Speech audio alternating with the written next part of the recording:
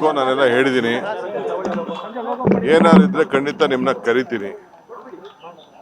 So ಅಂಥದ್ದೇನು ಹೊಸ್ತೇನಿಲ್ಲ. ಈಗ nano conference ಇದೆ, ಅದಕ್ಕೆ ಇನಾಗ್ರೇಟ್ ಮಾಡಬೇಕಾಗಿದೆ. ಕೆಲವು ಎಂಗೇಜ್ಮೆಂಟ್ಸ್ ಇದೆ, ಕೆಲವು ರಿವ್ಯೂಸ್ ಇದೆ. ಎಲ್ಲ ಮಂತ್ರಿಗಳಿಗೆ ನಾನು ಕೂಡಲೇ ನಾಳೆ ಬರ, ಅತಿವೃಷ್ಟಿ, ಅನಾವೃಷ್ಟಿ ಇವಕ್ಕೆಲ್ಲ ಭೇಟಿ ಮಾಡಬೇಕು ಅಂತ ಹೇಳಿದ್ದೀನಿ. ಟೈಮ್ ವೇಸ್ಟ್ ಮಾಡಿಬಿಡಿ ಅಂತ. ಸೊ ನಾಳೆಯಿಂದನೇ ಎಲ್ಲ ಜಿಲ್ಲೆಗಳಿಗೆ ಹೋಗಬೇಕು ಅಂತ, ಎಲ್ಲ ಆಫೀಸರ್ಸ್ಗೂ ಎಲ್ಲ ಸೈಟ್ ವಿಸಿಟ್ಗೆ ಏರ್ಪಾಡು ಮಾಡಬೇಕು ಅಂತ ಇನ್ಸ್ಟ್ರಕ್ಷನ್ ಕೊಟ್ಟಿದ್ದೀನಿ. ಸೊ ಆ ಕೆಲಸದಲ್ಲಿ ಎಲ್ಲರೂ ಕೂಡ ತೊಡಗ್ತಾರೆ, ಎಲ್ಲ ಜಿಲ್ಲೆಗೆ ಹೋಗಬೇಕು. ಯಾರು ನೋಡಿ, ರಾಜೀನಾಮೆ ಕೊಡೋರು ಇವೆಲ್ಲ ರಾಜಕೀಯದಲ್ಲಿ ನಡೀತಾ ಇರೋದು. ರಾಜೀನಾಮೆ ಕೊಡೋರ ಬಗ್ಗೆ ಯಾರು ತಡೆಯಕ್ಕಾಗಲ್ಲ.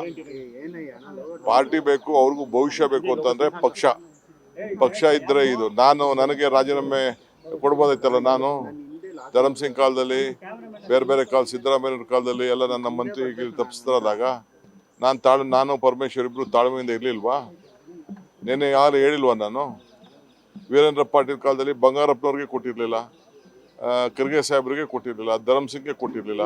ಅವರೆಲ್ಲ ಚೀಫ್ ಮಿನಿಸ್ಟರ್ಗಳಾಗಲಿಲ್ವಾ? ಇವೆಲ್ಲ ಪೇಷನ್ಸಿಂದ ಈ ಸಂದರ್ಭದಲ್ಲಿ ಇರಬೇಕಾಗ್ತದೆ. Party is very much important. ಯಾರು ರೆಸಿಗ್ನೇಷನ್ ಕೊಟ್ಟರೆ within few minutes I am going to accept. ನಾನು ಈಗಾಗಲೇ ಎಲ್ಲ ನಮ್ಮ ಬೋರ್ಡು ಕಾರ್ಪೊರೇಷನ್ನು ರಿವ್ಯಾಂಪ್ ಮಾಡ್ತಾ ಇದ್ದೀನಿ.